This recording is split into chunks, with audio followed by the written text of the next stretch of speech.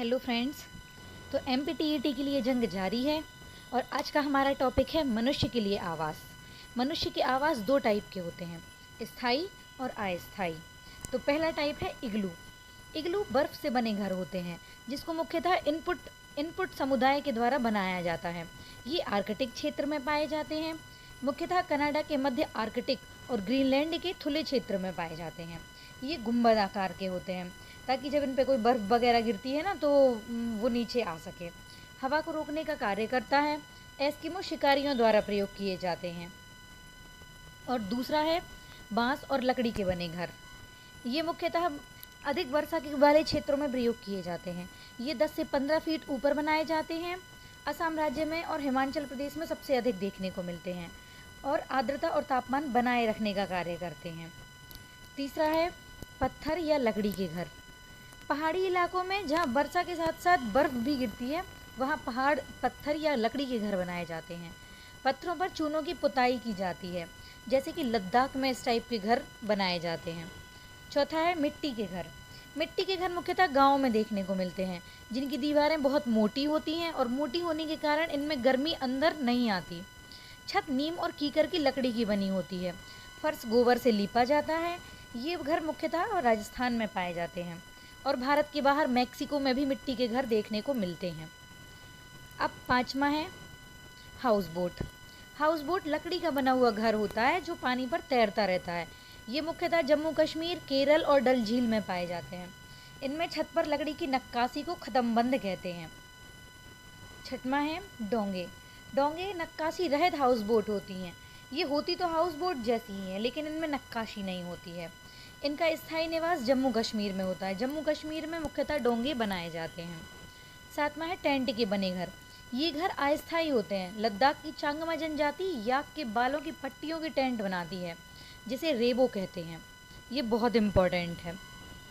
आठवां है हवेली या महल, जो मुख्यतः राजा महाराजाओं के लिए बनाए जाते हैं। नौवां है युर्त। किर्गिज जाति के ग्रीष्मकालीन आवास को युर्त कहते हैं, जिन्हें चमड़े से बनाया जाता है। 10वां है अर्स।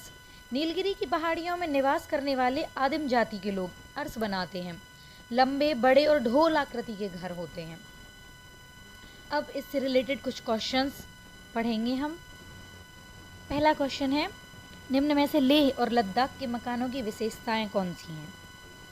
तो इसमें हमें 4 ऑप्शन दिए गए हैं। पेड़ के तनों से बनी लकड़ी की ढालू छतें, निचली मंजिल में कोई खिड़की नहीं होती, पत्थर, मिट्टी और चूने की बनी दीवारें होती हैं और लकड़ी के फर्श होते हैं। अब आपको बताना है कि इनमें से सही कौन सा है। तो हम देखकर बता सकते हैं।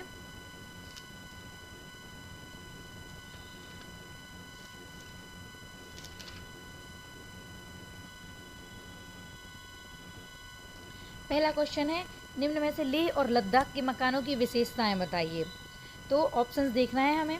पेड़ के तनों से बनी लकड़ी की ढालू छतें, ये सही है या नहीं? तो हाँ, ये सही है।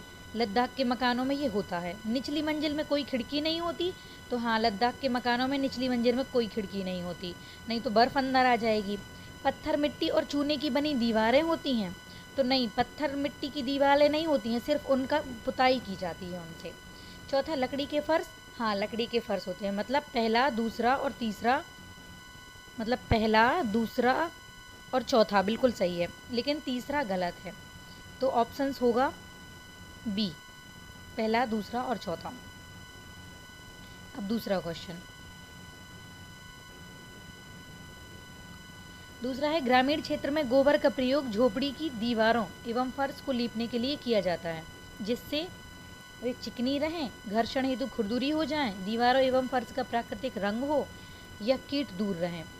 किस वजह से करते हैं? कीटनाशकों के लिए। गोबर का प्रयोग कीटनाशकों के लिए, अतः डी सही है।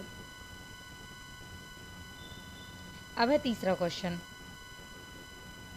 बंदर, शेर और चूहे के घर क्रमशः कैसे होते हैं? कौन से होते हैं? तो बंदर पेड़ पर रहता है, शेर गुफा में और चूहा बिल में। अब इसमें तो सबको ही पता है कि 3rd नंबर का सही हो जाएगा। देन 4th क्वेश्चन, निम्न में से कौन सी सामग्री घर बनाने में काम नहीं आती है? नहीं आती है, ये बहुत ज़्यादा ध्यान रखना है, नहीं वर्ड। इसमें सीमेंट, लोहा, पत्थर या स्कूटर? तो स्कूटर ऑब्वियसली क्यों यूज़ होगा घर बनाने में, इसलिए आंसर हो जाएगा डी। अब क्वेश्चन है, भारत की प्रथम यात्री रेलगाड़ी की शुरुआत कब हुई? ये क्वेश्चंस भी इन्हीं के अंदर आते हैं, इसलिए इनको पढ़ना ज़रूरी है।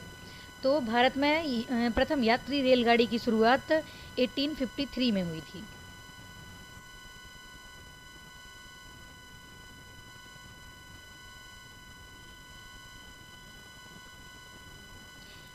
छठवां क्वेश्चन है, निम्न में से कौन 100% खुले में शौच मुक्त ODF राज्य है? ODF means open defecation free. तो ये राज्य हो जाएगा हमारा सी, केरल। अब है 7वां क्वेश्चन, ग्रामीण क्षेत्रों में गाय के गोबर से झोपड़ी की दीवारें और फर्श को लीपा जाता है, उन्हें, तो ऑप्शंस पढ़ेंगे। फर्श को प्राकृतिक रंग देने के लिए, कीटों को दूर रखने के लिए, चिकना और साफ बनाने के लिए, या खुरदुरा बनाकर घर्षण बढ़ाने के लिए? तो ऑब्वियसली इसमें आंसर, वैसे तो इसमें चारों ऑप्शन ही सही लग रहे हैं, लेकिन सबसे मोस्ट इम्पॉर्टेंट है इसका चिकना और साफ बनाने के लिए, मतलब सी हो जाएगा बिल्कुल सही। अब है 8वां क्वेश्चन, निम्न में कौन सा युग्म सुमेलित नहीं है? अब बताना है सुमेलित नहीं है। जेड्रोफा बायोडीजल, रिंगाल इमारती लकड़ी, बांज, चारा, चीड़, लीसा। तो जेड्रोफा एक प्रकार की वनस्पति होती है जिससे बायोडीजल प्राप्त होता है। रिंगाल से इमारती लकड़ी प्राप्त नहीं होती है। बांज से चारा प्राप्त होता है, चीड़ से लीसा प्राप्त होता है। तो हमारा सही ऑप्शन हो जाएगा रिंगाल से इमारती लकड़ी प्राप्त नहीं होती है, मतलब कि बी।